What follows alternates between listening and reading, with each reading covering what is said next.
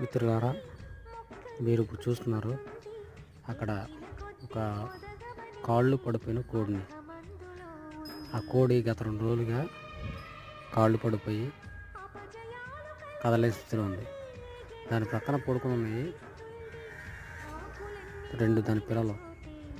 అది కాళ్ళు పడిపోయిన కాడి నుంచి దాని ప్రక్కనే తిరుగుతున్నాయి. ఎక్కడికి బయటికి వెళ్ళకుండా దాని దగ్గరే ఉండి, దాన్ని వేరే కోడి కానీ వేరే కుక్కలు అలాంటివి ఏదైనా రాకుండా దాన్ని కాపాడుతూ బాధపడుతూ అక్కడే ఉంటున్నాయి. మీరు చూస్తున్నారు, మనుషుల్లో లేనటువంటి మానవత్వం ప్రేమలో పక్షుల్లో జంతువుల్లో మనం చూడవచ్చు.